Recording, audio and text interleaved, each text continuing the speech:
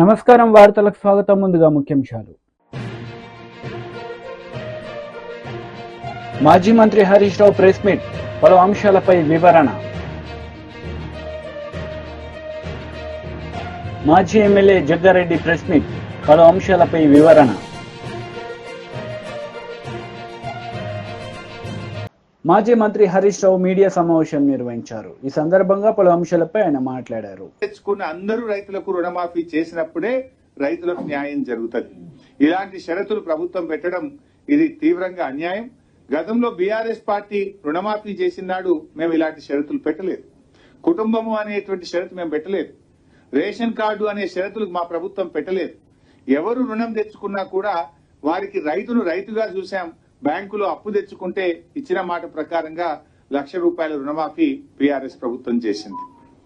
రెండవది, పీఎం కిసాన్ డాటాను కూడా మేము అమలు చేస్తాం అని చెప్పి ఈ నిబంధనలో చాలా స్పష్టంగా చెప్పారు. 4.13లో ఏమంటారంటే, కేంద్ర ప్రభుత్వం అమలు చేసే పీఎం కిసాన్ మినహాయింపులను రాష్ట్ర ప్రభుత్వం వద్ద డేటా లభ్యంగా ఉన్నంత మేరకు మరియు ఆచరణాత్మకంగా అమలు చేయడం వీలైనంత వరకు పరిగణలోకి తీసుకోబడుతుంది. ఇప్పటికే పేపర్ల లీక్లు వచ్చినాయి. మేము కేంద్ర ప్రభుత్వం నుంచి ఇన్కమ్ ట్యాక్స్ కట్టోళ్ళు తెప్పించినాం, మేము ఉద్యోగుల డేటా తెప్పించినాం, పీఎం కిసాన్ నిబంధనలన్నీ కూడా తెప్పించుకున్నాం. అంటే మీరు ఏం చెప్పదలుచుకున్నారు? పీఎం కిసాన్ నిబంధనలను వర్తింపజేసి రాష్ట్రంలో సగానికి సగం రైతులకు రుణమాఫీ లేకుండా ఎగ్గొట్టే ప్రయత్నం. మీకు ఇంకా బాగా అర్థం కావడానికి ఒక చిన్న ఉదాహరణ చెప్తాను. రైతు బంధు కింద మన రాష్ట్రంలో రైతు బంధు పొందిన రైతులు ఎందరు అంటే 68,99,079 మంది రైతులకు రైతు బంధు వచ్చింది. పీఎం కిసాన్ ఎంతమందికి వచ్చింది? 30,36,000 మందికి పీఎం కిసాన్ వచ్చింది. అంటే సగం మంది కూడా రాలేదు. అంటే దాదాపు 69 లక్షల మంది రైతు బంధు వస్తే 30 లక్షల మందికి మాత్రమే పీఎం కిసాన్ వచ్చింది. అంటే 39 లక్షల మంది రైతులు ఎగిరిపోయినట్టే కదా. పీఎం కిసాన్ నిబంధనలు అమలు చేయడం అంటే 39 లక్షల మంది రైతులకు రుణమాఫీకి దూరం చేయడమే. రైతు బంధు అందుకున్నది 69 లక్షలు అయితే పీఎం కిసాన్ అందుకున్నది 30 లక్షలు. పీఎం కిసాన్ నిబంధనలు అమలు చేస్తాము అంటే 39 లక్షల మంది రైతులు రుణమాఫీకి అర్హత కోల్పోతా ఉన్నారు. అదేవిధంగా మీరు డబ్బులో చూడండి. రైతు బంధు కింద ఒక సంవత్సరానికి మనం ఇచ్చే డబ్బు 15,248 కోట్లు. పీఎం కిసాన్ కింద ఇచ్చేటువంటి డబ్బు ఒక సంవత్సరానికి 1,821 కోట్లు. ఎక్కడ 15,248 కోట్లు, ఎక్కడ 1,821 కోట్లు? అంటే దీన్ని బట్టి మెజారిటీ రైతులను ఇవాళ రుణమాఫీకి ప్రభుత్వం దూరం చేయడానికి ఈ నిబంధనలు పెట్టి అన్యాయం చేస్తా ఉంది. ఇవాళ ఎట్లుందంటే, పీఎం కిసాన్ నీకు వస్తలేదా అయితే నీకు రుణమాఫీ కాదు, అంతే కదా.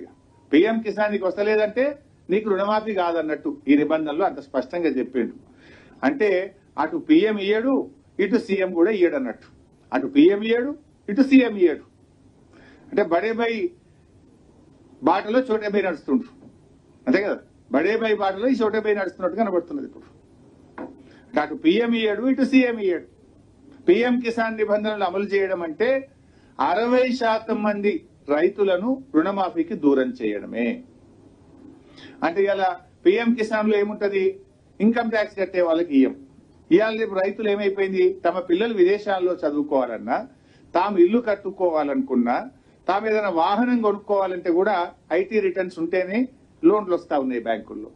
అంటే ఇవాళ పిల్లల చదువుల కోసమో, ఇల్లు కట్టుకోవడం కోసమో, ఓ ట్రాక్టర్ కొనడం కోసమో, వాహనం కొనడం కోసమో రైతు ఇన్కమ్ ట్యాక్స్ ఫైల్ చేస్తే అతను రుణమాఫీకి అనర్హుడు. ఇవాళ కార్మికులు ఉంటారు, ఆర్టీసీ కార్మికులు, సింగరేణి కార్మికులు, ఎంతో మంది 4th క్లాస్ ఎంప్లాయీస్, చిరు ఉద్యోగులు, రిటైర్డ్ పెన్షనర్లు, వాళ్ళందరినీ కూడా రుణమాఫీకి దూరం చేసింది కదా. ఉపాధ్యాయులు, ఉద్యోగులు, రిటైర్డ్ ఉద్యోగులు, పెన్షనర్లు, ఆర్టీసీ కార్మికులు, సింగరేణి కార్మికులు, 4th క్లాస్ ఎంప్లాయీస్, ఈ చిన్న వాళ్ళందరినీ కూడా ఇవాళ మీరు రుణమాఫీకి దూరం చేసే ప్రయత్నం చేస్తా ఉన్నారు. అంటే గతంలో మా ప్రభుత్వం ఉండే, మేము రుణమాఫీ చేసినప్పుడు ఈ పీఎం కిసాన్ నిబంధనలు పెట్టలేదు. ఇలాంటి కోతలు మేము టీడీపీ లీడర్ మీడియా సమావేశం నిర్వహించారు. ఈ సందర్భంగా పలు అంశాలపై ఆయన మాట్లాడారు.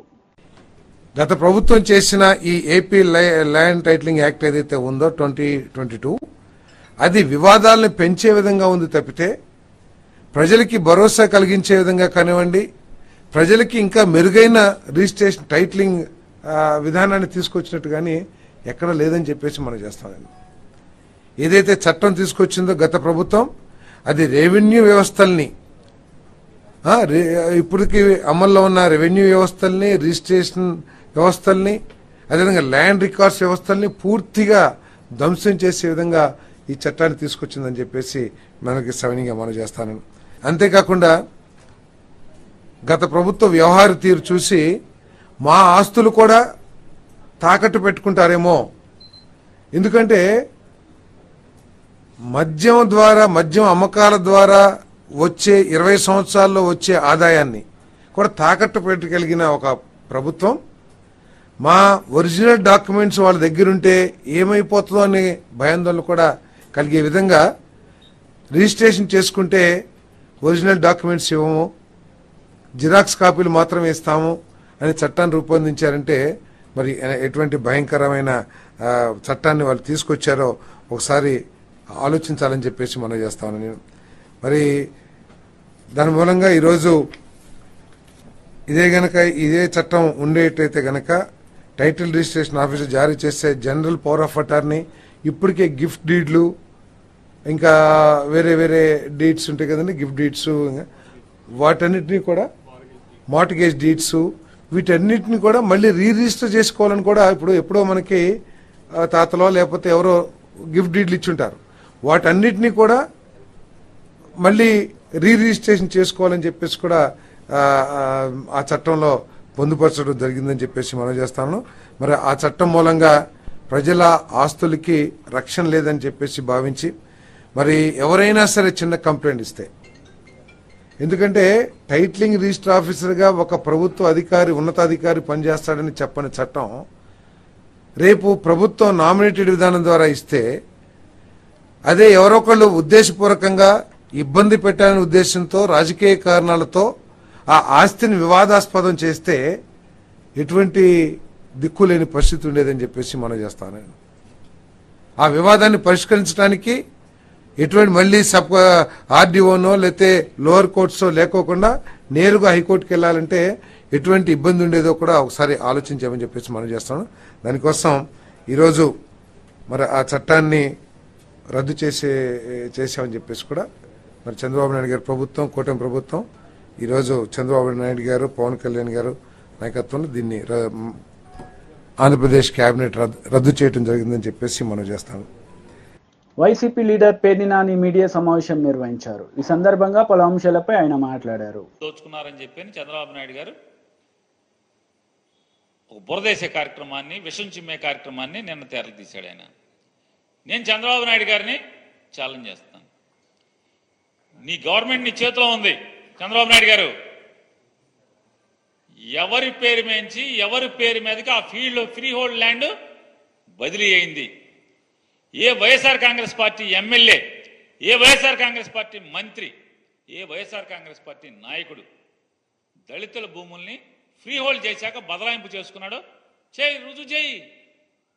నీకు చేతనైతే, నీలో నిజాయితీ ఉంటే చంద్రబాబు నాయుడు గారు, మీలో నిజాయితీ ఉంటే, మీలో చిత్తశుద్ధి ఉంటే, నిజంగా నువ్వు 40 ఏళ్ల ఇండస్ట్రీ, 14 ఏళ్ల అనుభవం ఉన్నాడైతే, జగన్మోహన్ రెడ్డి గారు ఏదైతే దళితులకి 20 సంవత్సరాల భయపడి ఎవరైతే అనుభవిస్తున్నారో ప్రభుత్వ భూమిని అసైన్మెంట్ ద్వారా, ఆ వంశీకులకి లేకపోతే వారి వారసులకి ఆ భూమిని సొంత ఆస్తిగా చేసినటువంటి జీవో ప్రకారం ఆ భూమి ఎక్కడైనా ఎవరి పేరు మీదైనా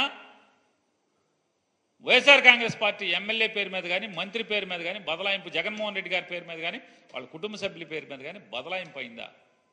చూపించు. ప్రభుత్వం మీదే కదా, మీ చేతిలో ఉంది కదా. ఈ తప్పుడు మాటలు ఎందుకు చంద్రబాబు నాయుడు గారు? అసత్యాలు ఎందుకు? చెప్పాలి కదా. కేవలం బట్ట కాల్చి మొహం మీద వేయటం తప్పితే, ఎన్నికల ముందు ఏ రకంగా అయితే విషం చిమ్మారో అదే విషం చిమ్మే కార్యక్రమాన్ని ఇంకా కొనసాగింపు తప్పితే, ఎస్ మీలో కలేజా ఉంటే, మీలో సత్తా ఉంటే, మీలో అనుభవం ఉందని చెప్పని మీరు ఏదో అనుకుంటున్నారు కదా. మీ అనుభవం ఉందే నిజమైతే ఈ సమాజం ముందు పెట్టండి. జగన్మోహన్ రెడ్డి గారి ప్రభుత్వం ఏ దళితుల భూమి, ఏ ఎమ్మెల్యే, ఏ మంత్రి బదలాయించుకున్నాడో పెట్టాలి కదా. స్టాంప్స్ అండ్ రిజిస్ట్రేషన్ నీ దగ్గరే ఉంది కదా, నీ ప్రభుత్వమే కదా. రెవెన్యూ డిపార్ట్మెంట్ కూడా మీ ప్రభుత్వమే కదా. ఎందుకు చేయలేకపోతున్నారు? ఊరికే భూములు దోచుకున్నారు ఎందుకు మాట్లాడుతున్నారు? ఆధారాలతో సహా కదా మీరు చెప్పాల్సింది. ఎందుకు చెప్పలేకపోతున్నారు? ఏం చేయాలో అర్థం కాదు. అలవ కాని హామీలు ఇదే మరి. 5-10 కుర్రాడితో పోటీ పడి ఆ కుర్రాడిని నాశనం చేయడం కోసం విషం చిమ్మి దుష్ప్రచారం చేసి జనం మెదడులోకి విషాన్ని ఎక్కించి జనాల్ని లోబర్చుకోవటం కోసం అధికారాన్ని ఏదో రకంగా సంపాదించడమే, పొందటమే దిక్కుమాలిన మార్గంగా మీరు ఎంచుకుని ఈ అలవకాని హామీలు ఇచ్చి వాటిని అమలు చేయలేక దిక్కులు చుట్టం తప్పితే ఏముంది వాళ్ళు మీరు 35 రోజుల్లో చేస్తున్నది? కాంగ్రెస్ నేతలు మీడియా సమావేశం నిర్వహించారు. ఈ సందర్భంగా పలు అంశాలపై వారు మాట్లాడారు. కూడా అధికారంలో ఉన్న పిఆర్ఎస్ ఆ రోజుల ఆ 10 ఏళ్ల కాలంలో మీరు ఈ ప్రోటోకాల్ సంబంధించిన ఈరోజు మాట్లాడుతున్నారే, అసలు మీరు ఇంకా 10 ఏళ్ళ అవకాశం ఇచ్చినా మీరు ఈ కూడా సరిగ్గా నేర్చుకోలేకపోయారు. మీకు ఆ ఈ కాడికి రాలేకపోయారు మీరు. నా తజుర్బా కూడా నా అనుభవం కూడా చెప్తాను.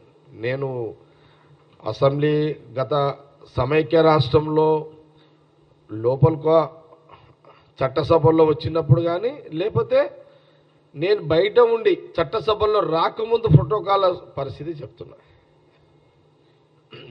ఎవరైనా సరే, ఏ పార్టీ అయినా సరే, చరిత్ర 76 సంవత్సరాల చరిత్రలో ఈ రాష్ట్రాన్ని పరిపాలించింది కాంగ్రెసే.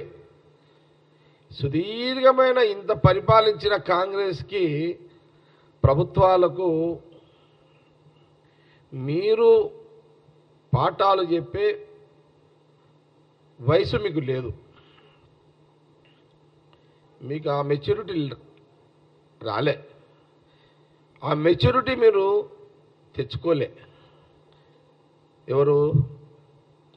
కేసీఆర్ గారితో మొదలు పెడితే ఈ మధ్యలో మాట్లాడుతున్న కేటీఆర్ గారు, హరీష్ రావు గారు.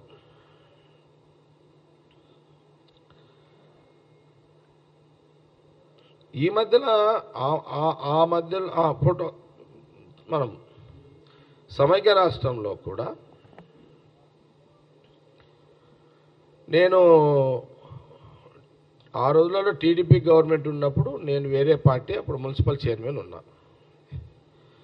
ఆ సంగారెడ్డికి ముఖ్యమంత్రి ఆ రోజున చంద్రబాబు నాయుడు వచ్చిన ఆ కాలంలో కూడా, అంతకుముందు కాంగ్రెస్ ఉన్నప్పుడైనా తర్వాత అయినా సరే, మున్సిపల్ చైర్మన్లను మమ్మల్ని పిలిచేటోళ్ళు ప్రోటోకాల్లో.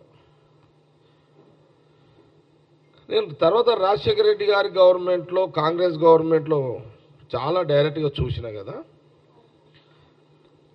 అపోజిషన్ పార్టీ ఎమ్మెల్యేలకు 1 గంట 2 గంటలు అపోజిషన్ పార్టీ ఎమ్మెల్యేలు అంటే అపోజిషన్ పార్టీ సంబంధించిన సపోజు సిపిఎం ఒక్కోసారి ఎమ్మెల్యే లేరు అనుకో, వాళ్ళు కాంగ్రెస్ గవర్నమెంట్లో ఒక పార్టీ ప్రోటోకాల్ సిస్టంలో కూడా ఆ రోజు రాజశేఖర రెడ్డి గారు ముఖ్యమంత్రిగా, రోషయ్య గారు, కిరణ్ కుమార్ రెడ్డి గారు కూడా ఈ ప్రోటోకాల్, రాజకీయమైన ప్రోటోకాల్ కూడా కాంగ్రెస్ ప్రభుత్వం పాటించింది. అపాయింట్మెంట్ పెట్టగానే వాళ్ళకు ఫస్ట్ రాగానే కాంగ్రెస్ 3 ముఖ్యమంత్రులు కూడా పార్టీ ప్రోటోకాల్లో కూడా వాళ్ళకు ప్రయారిటీ ఇచ్చి వాళ్ళ దరఖాస్తులు తీసుకొని వాళ్ళకు జవాబు ఇచ్చి ముఖ్యమంత్రులు, కాంగ్రెస్ ముఖ్యమంత్రులు చెప్పేవాళ్ళు. నేనే దానికి సాక్ష్యం, వాళ్ళు కూడా సాక్ష్యం, ఇప్పుడు మాట్లాడుతున్న వాళ్ళు కూడా సాక్ష్యం. ఎందుకంటే ఉమ్మడి రాష్ట్రంలో కాంగ్రెస్ పార్టీ అధికారంలో ఉన్నప్పుడు ఇదే కేటీఆర్, ఇదే హరీష్ రావు, ఇదే రాజశేఖర రెడ్డి గారు ముఖ్యమంత్రి, ఇదే రోషయ్య గారు ముఖ్యమంత్రి, అదే కిరణ్ కుమార్ రెడ్డి ముఖ్యమంత్రి దగ్గర అపాయింట్మెంట్లు పెట్టి కలిసిన రోజులు నేను చాలాసార్లు చూసిన. మరి మీరెందుకు మరి అది ఆ రోజు ఆ కాంగ్రెస్ ప్రభుత్వమే కదా, కాంగ్రెస్ ముఖ్యమంత్రులే కదా. ఆ ప్రోటోకాల్ మీరు ఆ ప్రోటోకాల్ సిస్టంలోనే కదా దరఖాస్తులు పెట్టుకొని ముఖ్యమంత్రులను కలిసి మీ పనులు చేయించారు ప్రజల కోసము. ముఖ్యమంత్రులు ఎప్పుడైనా కాంగ్రెస్ ముఖ్యమంత్రులు మీ నియోజకవర్గాలకు వస్తే కలెక్టర్ ద్వారా మీకు ఇన్ఫర్మేషన్ వచ్చేది, మీరు కూడా పాల్గొనేటోళ్ళు. ముఖ్యమంత్రులు కాంగ్రెస్ ముఖ్యమంత్రులు హరీష్ కొబ్బరికాయ కొట్టు అని ముఖ్యమంత్రి నీకు ఎప్పుడు ఇలే. బీజేపీ లీడర్ మీడియా సమావేశం నిర్వహించారు. ఈ సందర్భంగా పలు అంశాలపై ఆయన మాట్లాడారు. అంటే భారత ప్రజానీకం గురించి తెలంగాణ ప్రజానీకం గురించి రేవంత్ రెడ్డి గారు మాట్లాడిన మాట మీరు విన్నారు. ఏమంటాడు ఆయన? రాజకీయ పార్టీలు, రాజకీయ నాయకులు ప్రజల్ని మోసం చేయాలని చెప్పి ఎదురు చూస్తారట. అంటే ఎంత అవమానకరం ఇది. బాధ అంత ఏంటంటే అసలు ప్రజలకు మరి మాటలు గుర్తున్నాయా లేవా? భారత ప్రజానీకం కానీ తెలంగాణ ప్రజానీకం కానీ రాజకీయ నాయకులు, రాజకీయ పార్టీలు మోసం చేయాలనే చూస్తారు, మోసం చేసే నాయకులనే నమ్ముతారు అని. ఇక ఈ మాట అన్న తర్వాత ఇక రేవంత్ రెడ్డి గారు 6 గ్యారంటీల గురించి, 66 హామీల గురించి, 420 రకాల పనుల గురించి ఏం చెప్తాం మనం? మనకన్నా ఉండాలి కొంచెం. ఆయన స్పష్టమైనటువంటి అవగాహన ఉన్నది ప్రజల పట్ల, ప్రజల సైకాలజీ పట్ల, ప్రజల యొక్క ఆలోచన పట్ల ఇంత ఉంది. తెలంగాణ ప్రజలారా, రేవంత్ రెడ్డి గారు మాట్లాడిన మాట మరోసారి అవలోకనం చేసుకోండి. నాకు తెలుసు ఇవాళ ప్రభుత్వంలో ఉన్ననాడు ఇలాంటి వాళ్లకు వ్యతిరేకంగా నోరు విప్పి మాట్లాడగలిగేటువంటి సాహసం చేయకపోవచ్చు. దబాయింపులకు లేదా అవమానాలకు లేదా హరాస్మెంట్కి గురైతున్న భావన ఉండొచ్చు. కానీ నాకు తెలిసిన తెలంగాణ ప్రజలు, నాకు తెలిసిన భారత ప్రజలు ఇవాళ ఆకలినైనా భరిస్తారు కానీ అవమానాన్ని మాత్రం భరించలేరు. ధర్మం తాత్కాలికంగా ఓడిపోయినప్పుడు బాధపడుతుండొచ్చు కానీ అంతిమ విజయం ధర్మాందనే భావిస్తారు. భారత ప్రజానికం, తెలంగాణ ప్రజలు నీతికి, నిజాయితీకి మాత్రమే పట్టగలుగుతారు తప్ప మోసగాళ్లకు ఇవాళ మాట ఇచ్చి తప్పిన వాళ్ళకి ఎక్కడ కూడా తాత్కాలికంగా సపోర్ట్ చేయకపోవచ్చు కానీ అంతిమంగా మాత్రం బొంద పెడతారు. ఇవాళ 2023 ఎన్నికలలో నేను ఎన్ని ఫ్లైఓవర్లు కట్టినా, ఎన్ని కిలోమీటర్లు రోడ్డు వేసినా, నేను రైతు బంద్ ఇచ్చినా, ఈ పథకం పెట్టినా, ఎన్ని చెప్పినా చెప్పే మాటకు చేసే పనికి పొంతన లేదని చెప్పి భావించింది. కాబట్టి విశ్వసనీయత లేని ప్రభుత్వం, విశ్వసనీయత లేని నాయకుడు అని చెప్పి బొందబెట్టి తీసుకొచ్చి ఇవాళ ఒక్క మాట చెప్పాలంటే ఒక్క రైతాంగం కాదు, తెలంగాణలో ఉంటుంటే అన్ని వర్గాల ప్రజలు కూడా ఇవాళ మాట్లాడుకున్న మాట ఏంటంటే మోసగించబడ్డం మరోసారి, దగా చేయబడ్డం మరోసారి. ఎక్కడ పోయినా అదే మాట్లాడుతుంది. మేము తిరుగుతున్నప్పుడు అధికారంలో ఉన్న వాళ్లకు అద్దాల మెడలో కూర్చొని ఉంటారు కాబట్టి వాళ్ళకు ఏం కనబడవు. ఆహా ఓహో అని చెప్పి పొగిడేవాళ్ళు వస్తేనే ఇష్టపడతారు తప్ప ముక్కు మీద అయ్యో నువ్వు ఈ మాట అంటివి, ఇది అమలు చేస్తలేవు, అయ్యో ఈ కరెంటు మనం వచ్చినాక రావట్లేదు, ఈ మోటార్లు కాలిపోతున్నాయి, ట్రాన్స్ఫార్మర్లు కాలిపోతున్నాయి, పంటలు ఎండిపోతున్నాయి అని చెప్పి ఎవరైనా మాట్లాడిన అనుకోండి, నీకు ఎక్కడ తెలిసిందా, నువ్వు ఎక్కడ చూసినావా అని చెప్పి ఎదురుదాడి చేసే ప్రమాదం ఉంటుంది. కాబట్టి అంటే ఇవాళ రేవంత్ రెడ్డి ప్రభుత్వం కూడా అద్దాల మెడలో కూర్చొని నాకు 5 ఏళ్ళు అధికారం ఇచ్చిండు, నేను ఏమైనా చేసుకుంటా, బ్లాంక్ చెక్ ఇచ్చినటువంటి అహంకారం తప్ప ఇంకోటి కాదు. నేను ఒకటి స్టేట్గా అడుగుతున్నా, తెల్ల రేషన్ కార్డు ప్రామాణికం అంటున్నాను. తెల్ల రేషన్ కార్డుకి ఎవరికి వస్తుంది? చదువుకున్నాడా ఎప్పుడైనా? రేవంత్ రెడ్డి గారు చదువుకున్నావాను. 3.5 ఎకరాల తరి పొలం, 7 ఎకరాల కుష్కి పొలం, ఇది ఉన్న వాళ్ళకు మాత్రమే తెల్ల రేషన్ కార్డు వస్తుంది. 3.5 ఎకరాల పొలం కంటే ఎక్కువ పొలం ఉన్న వాళ్ళకు రాష్ట్ర రేషన్ కార్డు రాదు. 7 ఎకరాల పైబడి భూమి ఉంటే రాదు. రెండవది 10 ఏళ్ళు అవుతుంది. నేను కూడా మన మంత్రిగా ఉన్నప్పుడు మా ముఖ్యమంత్రి గారు చెప్పినాం అన్నాడు, తెల్ల రేషన్ కార్డు ఇవ్వక 10 ఏళ్ళు అవుతుంది. మరి 10 ఏళ్ళ నుంచి తెల్ల రేషన్ కార్డు లేదని నువ్వే చెప్పినావు. మీరు ప్రభుత్వం రాగానే రేషన్ కార్డుల కోసం దరఖాస్తు తీసుకొని ఇప్పటిదాకా ఇవ్వలేదు. రేషన్ కార్డు ప్రింట్ చేసేయడానికి ఈ హైటెక్ యుగంలో 7 నెలలు పడుతుంది, ఇవ్వలేదు. అంటే రేషన్ కార్డు, తెల్ల రేషన్ కార్డు రావడానికి 3.5 ఎకరాలే, అంటే 3.5 ఎకరాల పైబడి తరి పొలం ఉన్న వాళ్ళకు రేషన్ కార్డు ఉండదు కాబట్టి రుణమాఫీ చెయ్యవు. 7 ఎకరాల మెట్ట భూమి ఉంటే రేషన్ కార్డు రాదు కాబట్టి అంతకంటే ఎక్కువ ఉంటే నువ్వు దీనికి ఇవ్వవు. రేషన్ కార్డు కొత్త వాళ్ళకు 10 ఏళ్ళ నుంచి వెళ్ళి వస్తలేవు కాబట్టి కుటుంబ వార్తలు ముగించే ముందు ముఖ్యాంశాలు మరోసారి. మాజీ మంత్రి హరీష్ రావు ప్రెస్ మీట్, పలు అంశాలపై వివరణ. మాజీ ఎమ్మెల్యే జగ్గారెడ్డి ప్రెస్ మీట్, పలు అంశాలపై వివరణ. ఈ వార్తలు ఇంతటితో సమాప్తం. తిరిగి ప్రసారమయ్యే వార్తల్లో మళ్ళీ కలుద్దాం. అంతవరకు సెలవు. నమస్తే.